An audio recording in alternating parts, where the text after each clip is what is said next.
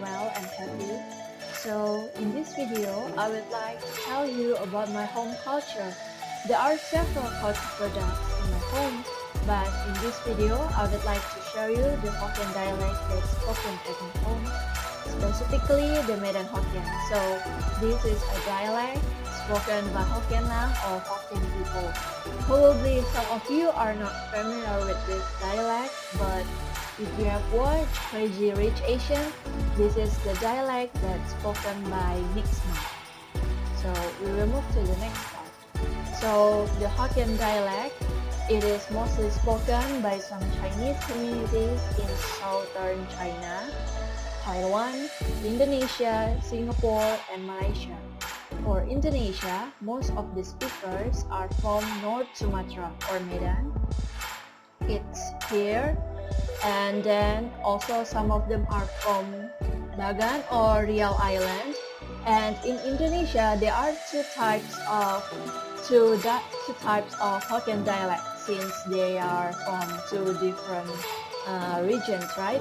There are Riau Hokkien and then there is Medan Hokkien. More or less, these two types of Hokkien are similar. So if you meet someone who speaks Hokkien in Jakarta, there is a big possibility that they are from Medan or from Bagan. So I will move to the history part. So Hokkien originated in Minnan region, the southeastern area of region during the Jin dynasty, and it was once an important center for trade and migration. During that time, Hokkien served as lingua franca among overseas Chinese communities in Southeast Asia, and many Han Chinese immigrants brought Hokkien to other countries.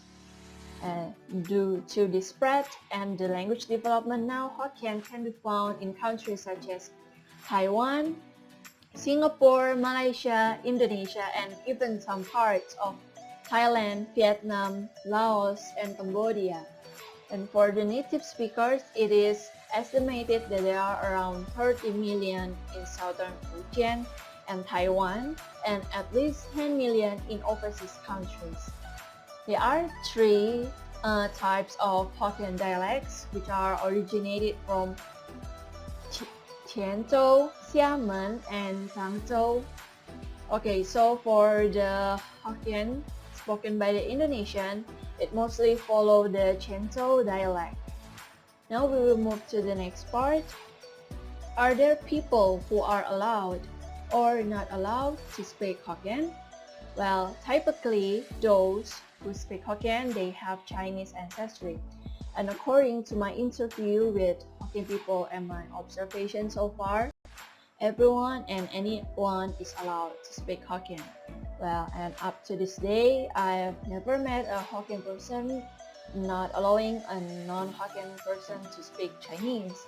In fact, I have met some people, they are my parents' friends, co-workers, those people who are non-Hokkien and non-Chinese, but they can speak it. And as for me myself, I also have some non-Chinese friends who are interested in learning this dialect, and they even can speak a few phrases. And actually, we feel happy about that, to see someone being interested or even making an effort to learn this dialect. So you are very welcome to speak Hokkien if you're interested. Okay, so to show you what is this dialect like, I will play a video that is created by a Hokkien. พี่ว่าเบลแล้วทิชชู่ว่าเบลแล้วมีสารว่าเบลแล้วเอ๊ะเราก็ว่าให้เซนิไทเซอร์เลยเอ๊ะปังกอเลยปังกอเลยปาเป้ปาเป้ปาเป้ปาเป้ว่าไอ้ให้เซนิไทเซอร์เลยเจ๊อะ Tapi lu yang kiwa sapu juga ada supermarket awak ya kan hang lah le. Kau sasi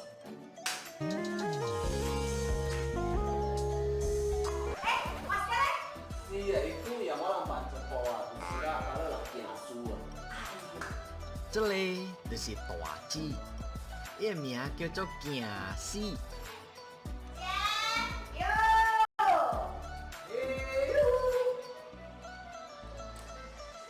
来来出现出现出现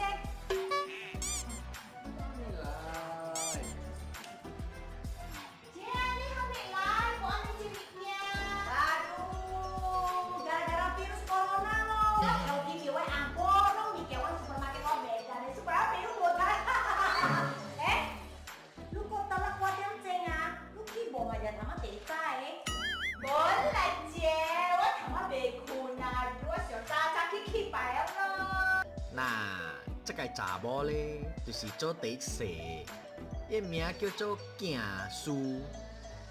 คุณอาจารย์โจ๊กอ๋อที่ว่าเวทว่าจะได้กินชัวว่าอย่าบังจิตจะพลาสติกลุยจะปีก้ามาดูบอลล่ะไอ้ตัวกินชัวสิว่าจะได้เต้นดีแต่จีรู้ไหมจิกันได้เจ๋งแล้วว่ะเจ๊ข้าวกอข้าวกอข้าวกอล่ะ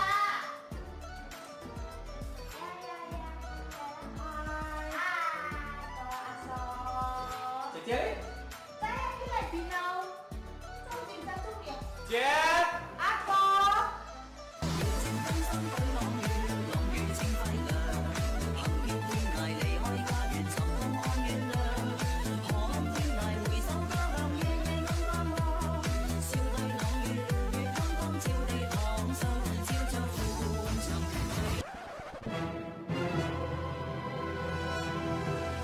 Chị, chiêu, trong miếng lăng lọc cài.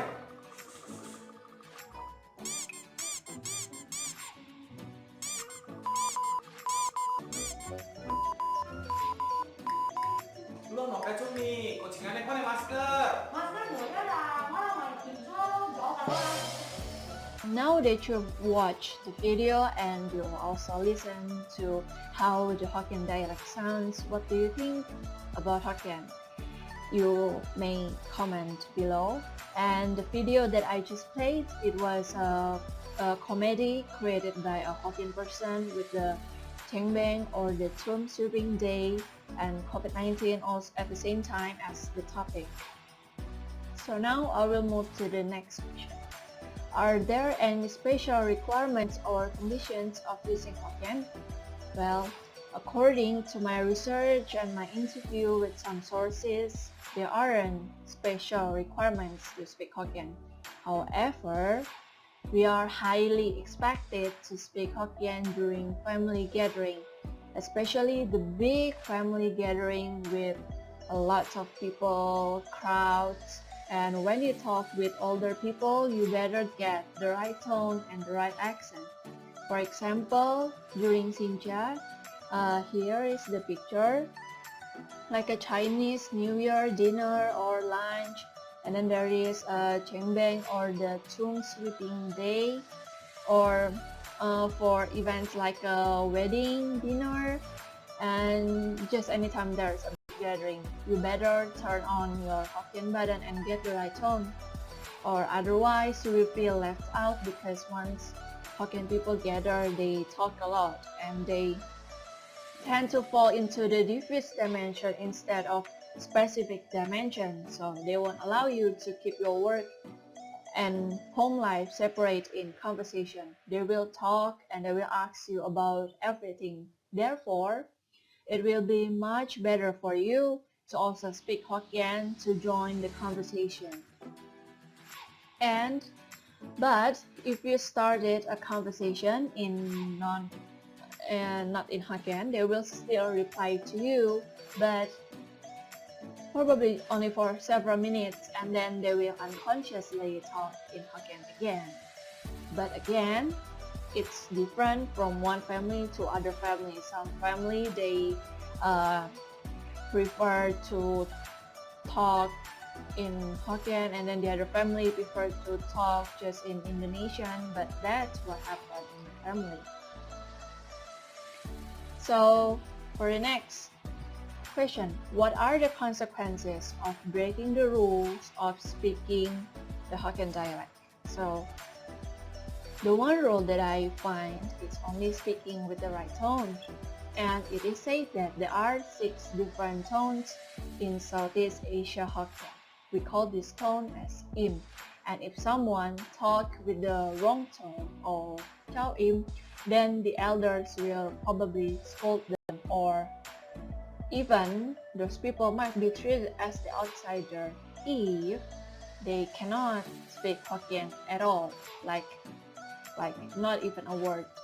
So, but then what makes it so important for the elders to hear us speaking with the right tone?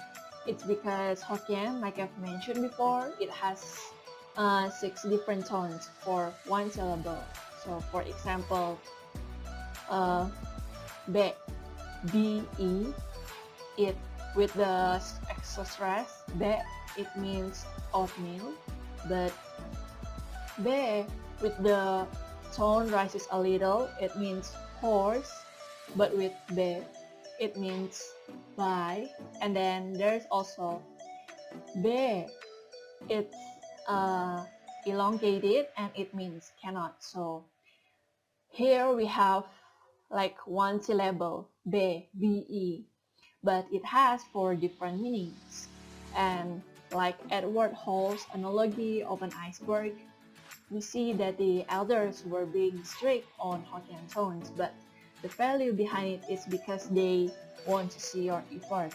I also asked the elders why they were being so strict about tones, and I can say that they see our Hokkien dialect proficiency also as a part of our effort.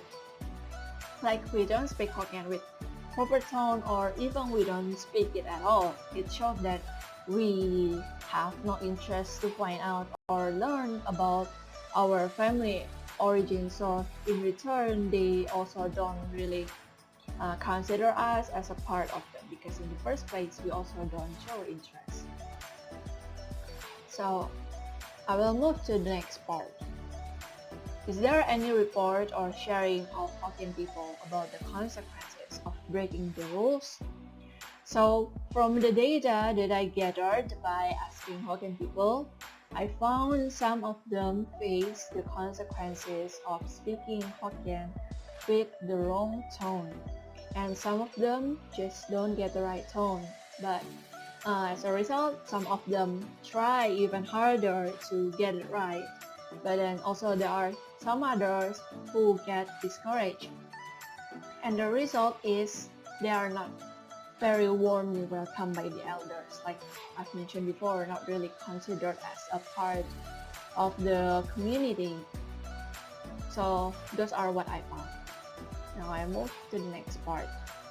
So what are the rationales of speaking Hokkien? So for us, for Hokkien people, we believe that by speaking Hokkien, we preserve our culture, and based on UNESCO, Hokkien is a dying language. So speaking Hokkien with our family or our friends, we prevent Hokkien from becoming extinct. And besides that, when we speak Hokkien with family and friends, it also gives us a sense that we belong to a community, the Hokkien community. And it can also make us form a stronger bond with people who also speak it. And the third reason is because some of us also speak it because there are elders who are not fluent in Indonesian. It helps us to understand each other better and avoid misunderstanding. Okay, now I will move to the last part. So, is this language still relevant to be spoken? And in my opinion, yes, this language is still relevant to be spoken. So this dialect, as a dialect, as a language, I think it's one of the most important culture product.